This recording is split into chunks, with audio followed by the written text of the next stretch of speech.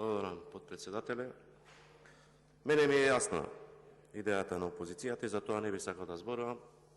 За шпекулации и за се што се зборува не е напишано ниту во законите, ниту никаде. Сакам во еден дел колешке Петковска да зборувам, а тоа е што го спомна и претходно министерот, го спомна и на комисијата. Овде станува збор за закон за експроприација. Министерот спомна, сите може да провериме дека во Уставот стои дека експроприација се врши според пазарна вредност. И спомна и сега, и претходно на комисија, го спомна даночното решение. Фактички, промена на методологијата, како подзаконски акт на Законот за процена, членот 4, како се врши процена на експроприација. И ова што го кажа министерот, ја го повторам уште една заради јавност.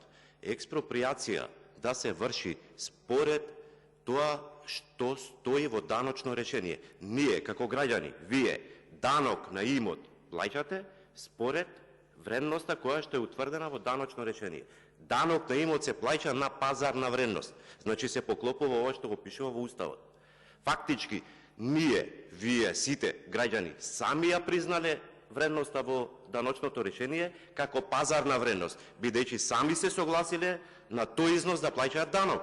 Ако реагирале дека тој износ е мал, дека треба да биде поголем, тоа што треба да реагирале и да плаќале поголем данок.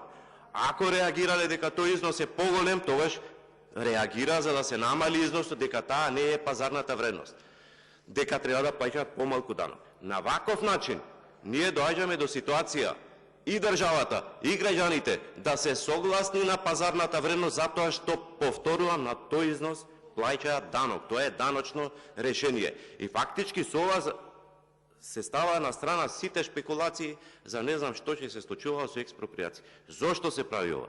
Ние сме сведоци за сите државни проекти и претходно. Кога се врши експроприацијата, ние имаме судски процеси кои што траат по 5-6 години и повеќе. Ние имаме ситуација на Охрид Кичево, ден денес има предмети по судови за експроприација.